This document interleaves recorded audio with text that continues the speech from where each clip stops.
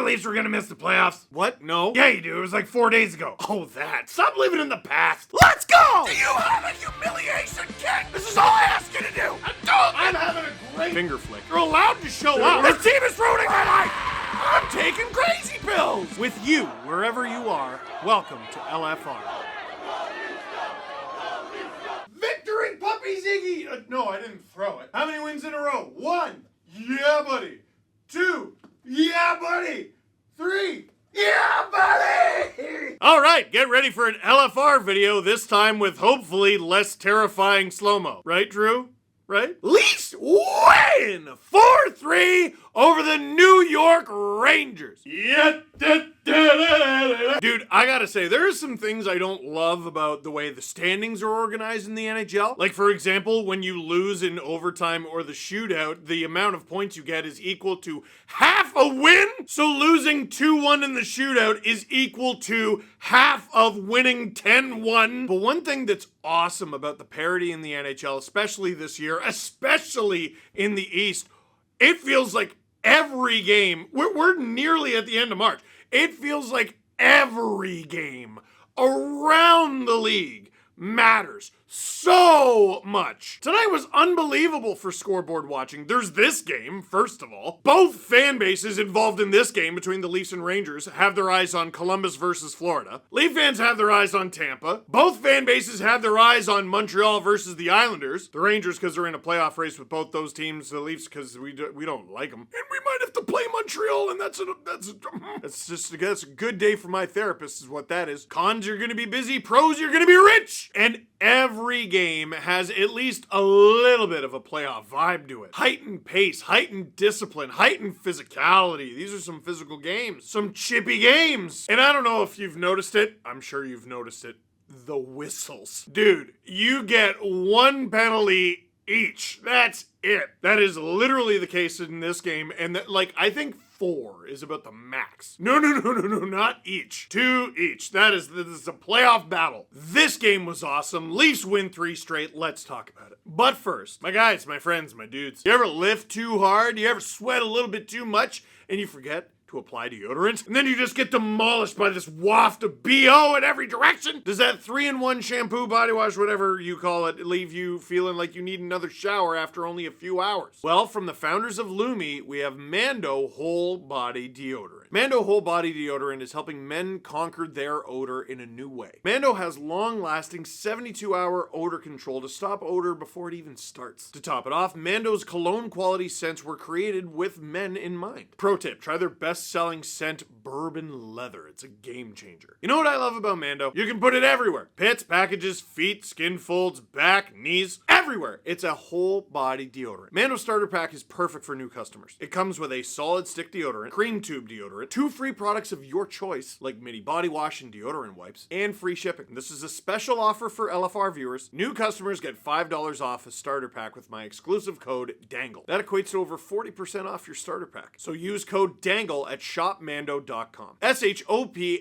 shopmando.com. Please support LFR and tell them Steve sent you. Smell fresher, stay drier, and boost your confidence from head to toe with Mando. Now, as you know, this week is just diabolical for the Leafs. They head into Monday desperately needing a win against Calgary. You don't win against Calgary, all of a sudden you got a back-to-back that is at home against Colorado, and then you go on the road to Madison Square Garden to play the Rangers. You lose all 3 of those games, we're starting to talk wild card. You lose to Nashville Saturday, we're talking missing altogether. Oh, the Sens got demolished. I forgot about that one. I had to thank you, Drew's team. The Rangers say thank you too. This week has 2 sets of 3 games in 4 nights, depending on how you look at it. There's a Monday, day off, Wednesday, Thursday, or you can look at it as Wednesday, Thursday, day off, Saturday. These are very important points. These are points that are difficult to get.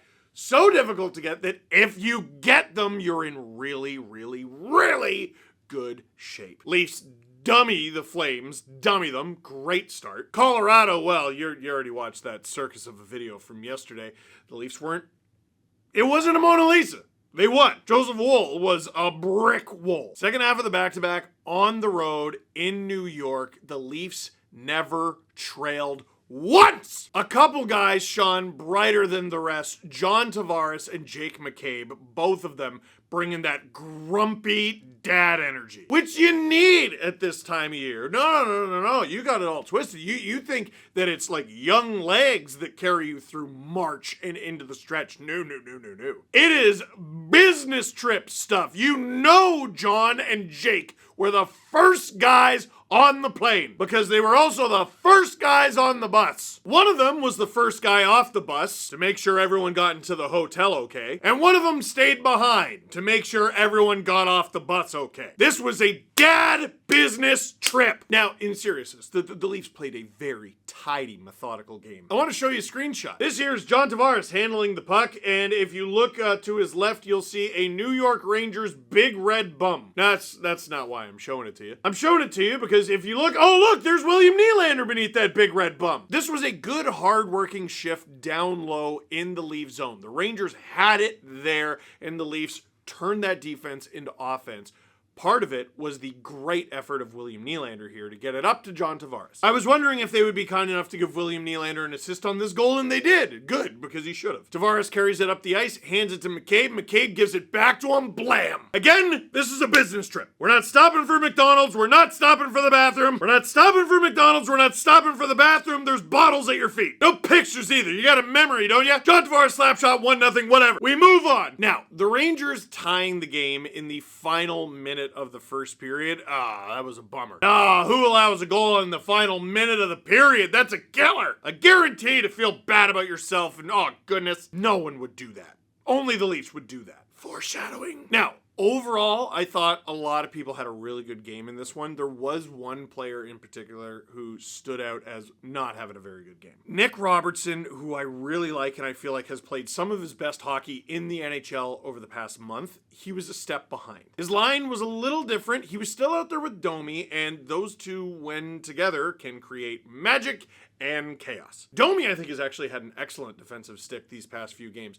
Robertson's biggest issue is covering the point. Case in point, Will Borgen with a Central Park-sized space between him and the net. Time and time again, the Rangers would work the puck back to the point, and I've seen this so many other times in so many other games this season. They work the puck back to the point. Robertson is slow to realize what's going on, and he's got a scamper there, and he's always a little late. This one was a particularly egregious example, and it's in the back of the net. And the Rangers tie it right before intermission. Backbreakers. It's just a backbreaker of a goal. You can't allow that in the final minute. Oh, here comes Dad again. All right, we got 10 seconds. Let's make this work. John Tavares is on the faceoff. Let's get this over with. We got 10 seconds to make this work. Bobby McMahon does a good job digging it out of the corner. Good. It's a good job, Bobby. Tavares gets it, goes to McCabe. Here. There's no time. Do your thing. Put it on. Jake McCabe puts it on. Bobby McMahon, who wins the battle in the corner, jets to the front of the net, tips it in. Thank you very much. 9.6 seconds to go in the period. That's how you get it done. We're not stopping for McDonald's. We're not stopping for the bathroom. There's bottles at your feet. We've been through this. Dad's business trip. 2-1 after 1. Now, a minute and 22 seconds into the second period, the Rangers would tie it again. This player has been, I think, much better recently. This play's bad. Morgan Riley is out there. He's on the right. I don't know what line change happened here. Something bad happened. While he's on the right, he tries to shovel the puck out of the zone. And does he? No, he does not. And so the Rangers work it around, and it makes its way onto Artemi Panarin's stick. Look at Morgan Riley's face. You can almost hear the ICQ sound. Ow! I lost my voice. I can't do it right now. Artemi Panarin takes advantage of a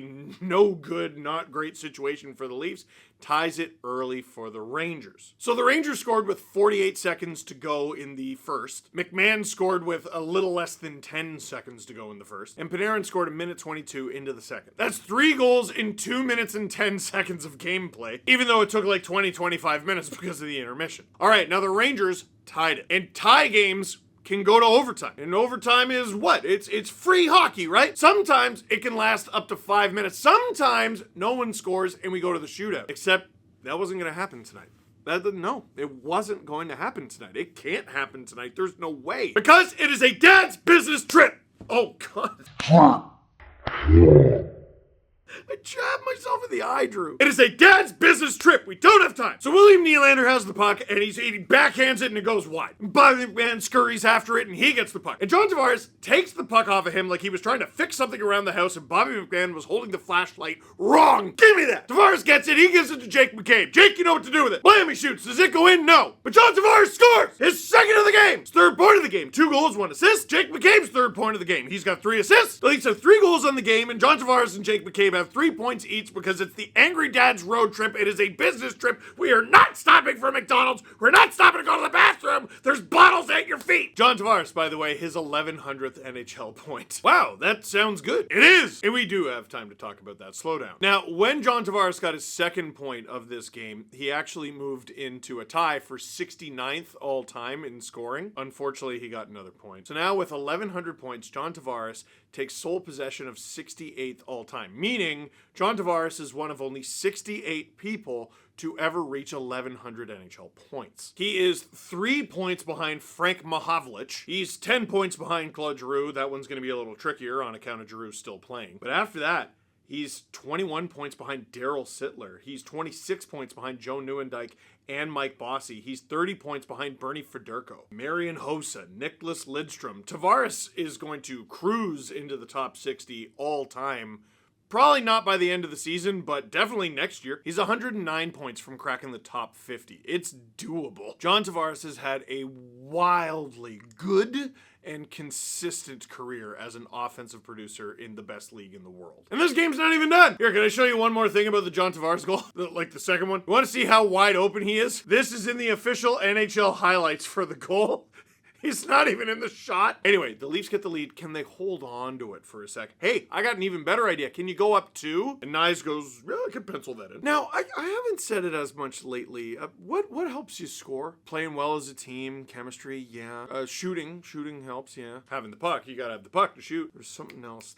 Oh, go to the net! Now, Matthew Nyes does not do this on this goal, but you know who does? Austin Matthews! Look at this! Look at this! What is Igor Shesterkin supposed to do? Hey, Igor's a pretty good goalie, right? Not if you take away his eyes, he's not. Matthews with the screen, Nyes with the snipe. He's got 25. Question for the chat, does he hit 30? We head into the third with a 2-goal lead. Could the Rangers force overtime? No, because it is a dad's business trip. We've established this. This was one of the Leafs' tidier performances in recent memory. The Rangers, there were a few decent chances for them. A few times where they had the Leafs hemmed in a bit. The Leafs don't really win boa constrictor games where they just strangle the life out of you and you can't get anything going. They just sort of held the fort in a solid way, and Stolarz was big when he had to be. Literally. Now, Kreider did get one on a deflection, because it's Kreider, to bring the Rangers to within 1. But again, dad's business trip. And there's 35 seconds to go. That was it. Stolarz gets the belt from Woll. Adorable. And all of a sudden, the Leafs have won 3 straight, including 4 out of 4 points on a back-to-back. Yeah, buddy.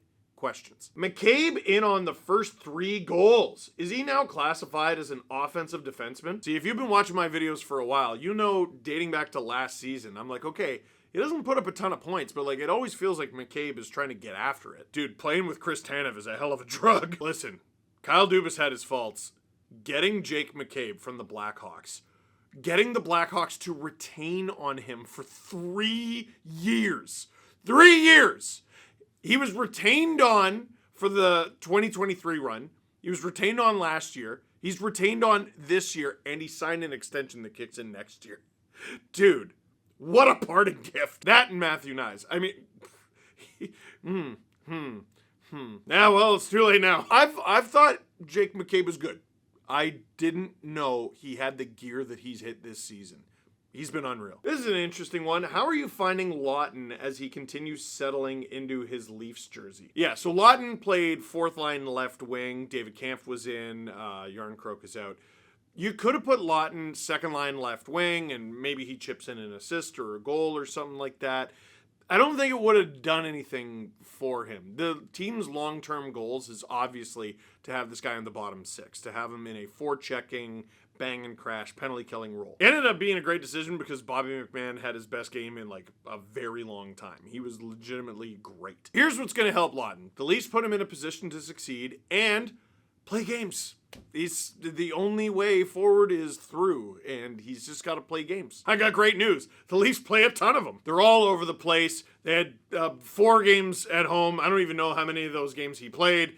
And now they're in New York, and then they're going to Nashville. Then they're going back to Toronto to play his former team in Philadelphia. That's going to be a weird one. And then they're going to California. He's going to have lots of time to bond with the boys. Hopefully that Philly game is like, I don't know, a little bit of closure for him. I don't know. Let's not act like Scott Laughton was born into the NHL last week. This is a guy with hundreds of games of NHL experience, and he was worth what he was worth at the deadline for a reason. Stolarz, Woll, or tandem for the playoffs? I don't think you can do tandem. Tandem just doesn't work. I think you start with one, you commit to one, and if one of them falters, yeah, you can go to the other, but don't be like, all right, you get game 1, you get game 2. Can I point out something weird though? Woll has a .908 save percentage this season. That's good. It's not mind-blowing, but it's good, especially in the NHL these days. He's also got a record of 24 and 12. Stolarz has a .918 percentage, which is legitimately great. It is super good. It is one of the best in the NHL among goalies who have played over a certain amount of games. Heading into tonight, he was 13-8-3. That's just 13 wins and 11 losses. Now he's 14-8-3, which is 14 wins, 11 losses. For a while, it looked like Stolarz was the slam dunk starting goalie for game 1 of the playoffs. Because, well, he did a better job stopping a higher percentage of pucks than Joseph Woll did. You gotta remember, the people making these decisions, they're hockey guys. Winning matters. The team wins at a way higher clip, way greater percentage of the time when Woll is in net. If his numbers come up, if he starts having more games like he did against the Avalanche yesterday, I think the chances of Woll being the game 1 starter skyrocket. I'm not sure. Let me know what you think in the comment box down below, but I think we can all agree on this. What a great problem to have. For now, that is it for this one. Thank you very much for watching. Click like if you like this video. Click subscribe if you really like to tell all your friends. Get your butt in the seat or I'm leaving without you.